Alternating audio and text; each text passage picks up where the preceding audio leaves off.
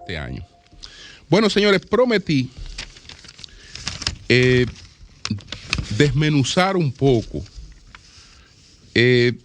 todas las cosas que están en el entorno de este caso que yo le he llamado el caso Donald Guerrero. Ustedes saben que el Ministerio Público tiene unos nombres mercadológicos, en ocasiones peyorativos, para sus expedientes. En verdad no sé cuál es el nombre mercadológico que se haya escogido para este expediente, que de antemano se viene anunciando como una de las cosas más grandes que hayan podido presentarse en toda la historia de la corrupción en la República Dominicana. Bueno, lo primero que voy a reiterar, es que se partió de un enfoque incorrecto, porque desde hace tiempo se viene propagandizando una supuesta estafa al Estado con el pago de propiedades expropiadas por el Estado. Entonces se viene hablando de una supuesta estafa al Estado. Hasta ahora no hay ningún caso en el que tal estafa esté evidenciada, porque la Constitución de la República, al igual que lo hace la Ley 344, son claras en que toda vez que el Estado dominicano declara de utilidad pública, expropia cualquier terreno para darle uso público, el Estado está en la obligación de pagar esa propiedad. Es una obligación del Estado pagar esa propiedad. Entonces, no puede ser un delito pagar lo que la Constitución obliga a pagar. Y sobre todo si el que ha emitido el decreto de utilidad pública es el Estado, y si el que ocupa ese terreno es el Estado no puede ser fullero, pero la Constitución y la ley lo obliga a pagar. Perfecto. Supongámonos que se hacen unos pagos y que se sigue lo que plantean todos los requerimientos para esto. Estos pagos, hay una obligación, por ejemplo, tiene que ser hay una tasación del valor de esos terrenos que no la hace el propietario, la hace el propio Estado. Es decir, el propietario no puede engañar al Estado colocándole un sobreprecio, porque el propietario no es el que coloca el precio del terreno. El precio del terreno lo coloca el Estado con los mecanismos de ley que tiene para hacer eso. Entonces, la tasación tiene que hacerla la Dirección General de Catastro. Y se sigue todo un procedimiento para eso. Entonces, no se puede hablar de una estafa al Estado, porque estafar al Estado quiere decir que te pagué los terrenos del Aeropuerto de las Américas, pero ese aeropuerto no está ahí. Ahí no está el Jardín Botánico, ahí no está el Palacio de los Deportes, ahí no está un Palacio de Justicia, ahí no hay una autopista, ahí no hay nada, porque ese terreno no existe y yo te lo pagué. O ese terreno existe y yo te lo pagué a un sobreprecio, que ya eso es otra cosa, pero ahí no hay nada de eso.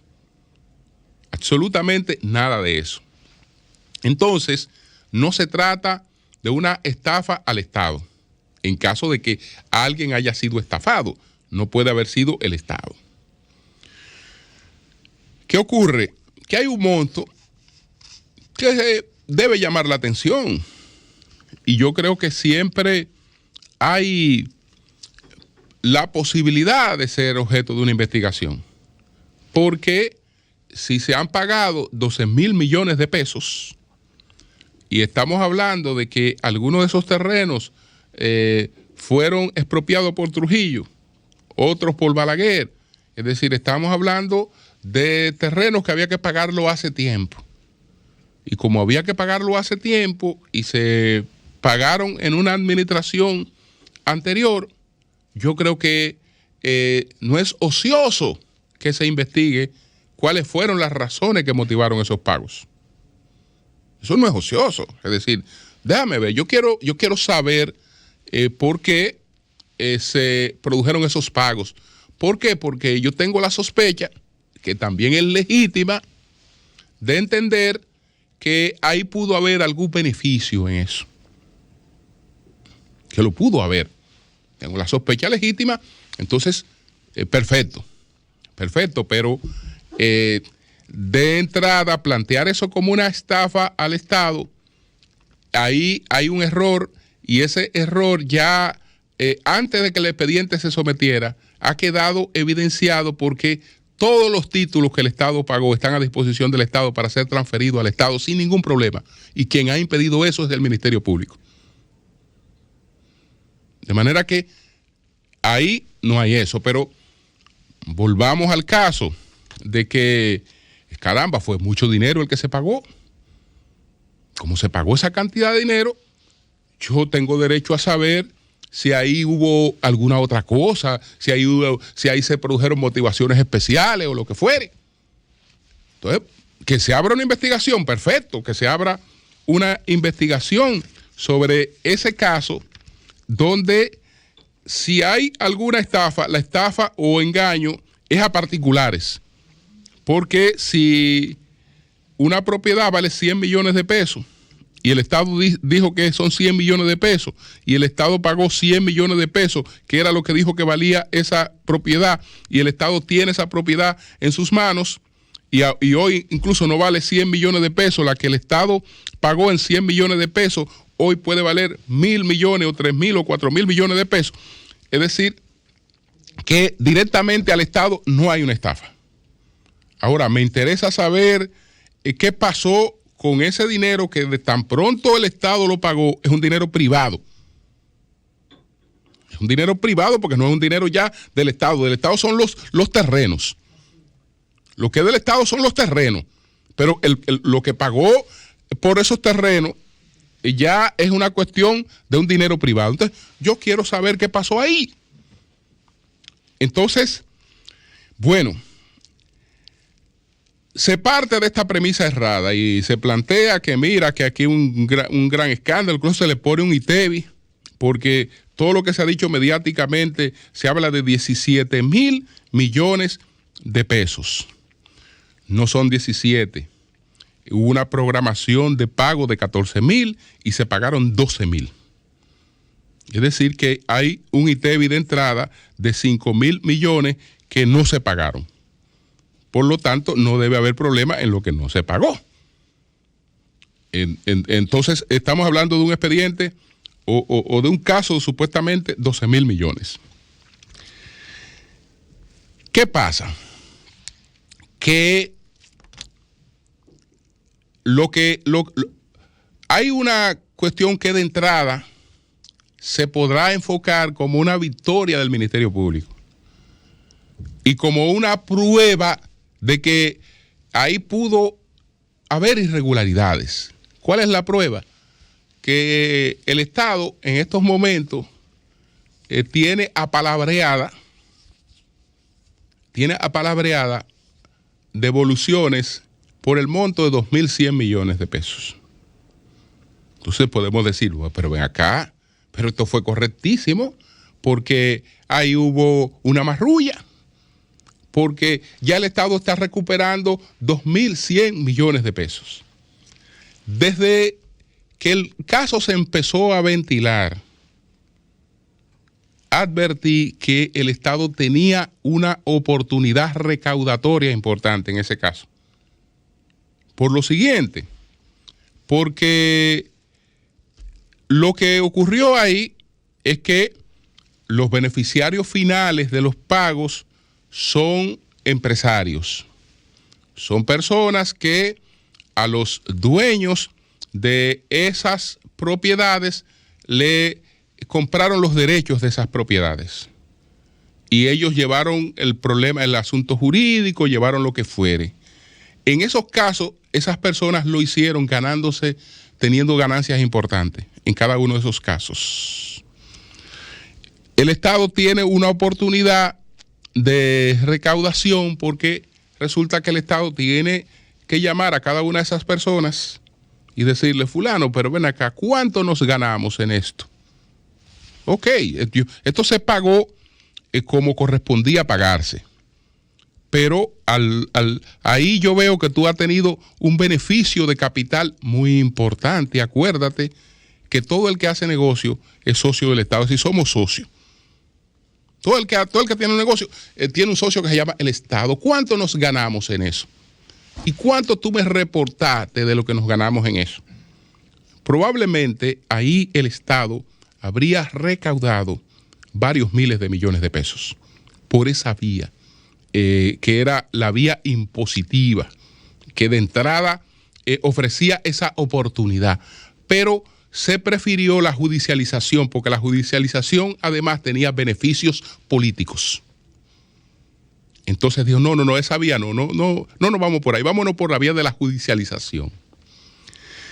Al irse por la vía de la judicialización, el presidente tomó una iniciativa que yo creo, presidente, que esa iniciativa tiene una falencia.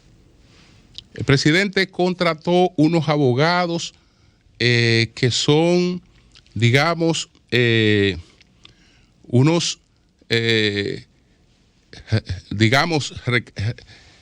cobran por las gestiones que puedan hacer de pago de cosas que se hayan evadido, unos rescates recompensa. Un abogado para que rescaten recompensa.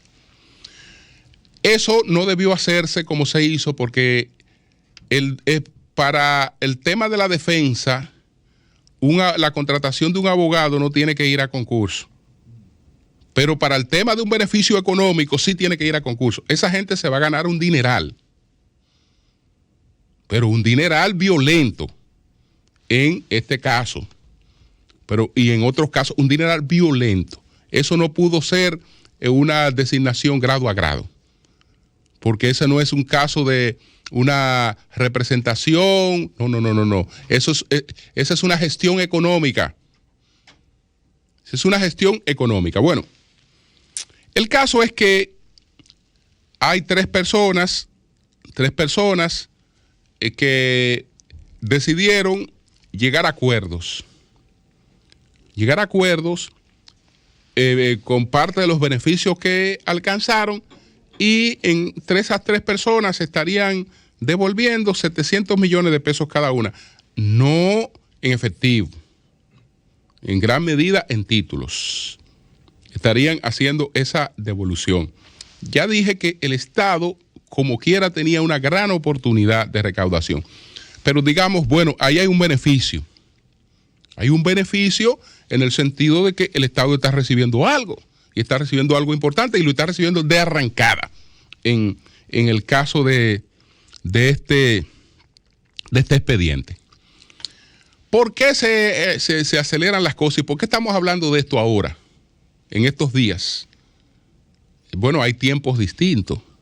Están los tiempos del presidente Abinader, están los tiempos de Miriam y están los tiempos de Camacho. Y entonces no hay coincidencia entre los tiempos de cada uno, y eso tiene sus bemoles. La magistrada Miriam Germán tiene que salir del país, va a Colombia. Ayer se reunió el Consejo del Ministerio Público. No sé qué trataron de estas cosas, pero la magistrada va a Colombia. Camacho tiene urgencia en someter esto. Pero el presidente tiene su situación también particular, y yo no estoy hablando de que él interfiera directamente en esto, pero todas estas cosas se conectan. Él tiene que pronunciar un discurso el 27 de febrero. Entonces, él podrá o reivindicar el hecho de que se ha producido una recuperación y entonces seguir beneficiándose de esa corriente de opinión, de los beneficios de la lucha contra la corrupción, etcétera. Pero eso tiene un componente político que para él también es sumamente negativo. Porque por una parte, ok, sigo con esta bandera, pero por la otra parte hay una realidad. La realidad es política. La realidad es política, es decir, el presidente se ve empujando cada vez más una alianza opositora. Entonces, él no quiere eso. Él no quiere eso, es decir, él no quiere eso porque eso no le conviene políticamente. Naturalmente, estas cosas empujan hacia allá. Empujan hacia ahí. Es decir, que por una parte yo me puedo beneficiar de resaltar esto, pero cuidado lo que eso me está significando políticamente, porque puede ser mala sal que el chivo. Eso con eso. Pero ¿qué pasa? Que el señor Camacho, el fiscal Camacho, tiene un plazo fatal. Él había terminado ya su periodo en noviembre y le hicieron una extensión de su titularidad hasta el 7 de marzo. Lo que él no haga antes del 7 de marzo ya va al terreno de la ilegalidad. Pero, ¿por qué él tiene que actuar antes del 7 de marzo? Porque una persona que introduzca pocos días antes del cumplimiento del vencimiento de su titularidad un expediente de esta magnitud que se está proyectando como una de las cosas más grandes que se han producido en toda la historia del país, entonces no puede ser removido. Puede ser removido. Es decir, él tiene urgencia. Él tiene urgencia en resolver eso antes del 7 de marzo. Pero ese no es el plazo de Miriam Germán. Miriam puede esperar más tiempo y lo correcto es que si no va a estar en el país, pues se espere que ella regrese. O que se evalúe la posibilidad de que eso sea conveniente o inconveniente para el presidente y su mensaje del 27 de febrero. Entonces ahí hay plazos que no coinciden, porque está la agenda política del presidente, que independientemente de los beneficios que le dé el tema de la lucha con la corrupción, ya llega el momento del aterrizaje político. Llega el momento del aterrizaje político. Y en el aterrizaje político, él tiene que preguntarse, bueno, ¿qué hago yo? Azuzando una alianza opositora. Es decir, acorralando hasta un nivel que no haya más opción. Y por otra parte están estas agendas que cada quien tiene sus particularidades. Esa es la situación más o menos descompuesta de todas las aristas que tiene este tema, que quería desmontar un poco y explicarlo un poco. Sí, el Estado tiene la posibilidad de beneficiarse económicamente. El Estado pudo haber tenido mejor oportunidad de beneficiarse que la que tiene ahora, porque una parte de esos cuartos hay que dárselo a esos abogados rescata recompensa. Y el Estado pudo haber limpiamente conseguido su dinero a través de la parte impositiva, sin esos compromisos que hay ahora. Otra cosa que tiene estancado esto, porque hay otros intereses. Tengo que mencionar lo de los abogados rescata recompensa. El Ministerio Público tiene esto está palabreado en 2.100 millones. pero los rescatas a la recompensa quiere que se lleve a 4.000 millones. Quiere que se lleve a 4.000 billones para que el botín, desde luego, sea más grande. Para que el botín sea más grande. Pero en nada de eso hay un peso del Estado perdido. Hay unos fondos que adquirieron un carácter de fondos privados. Hay unos pagos que está a la sospecha de que esos pagos, además de los aspectos de ley y de constitución, fueron movidos para procurar algún beneficio, y entonces todas estas cosas confluyen en este caso que, por las razones que he expuesto, es que estamos hablando de él. Es por estas razones, es por esta coincidencia de estos plazos: 27 de febrero, 7 de marzo, salida de la procuradora hacia Colombia, y los intereses que están en juego en lo que esto representa de un cobro cuantísimo por parte de unos abogados, rescate, recompensa, y unos beneficios que también pudiera recibir el Estado. Cambio y fuera.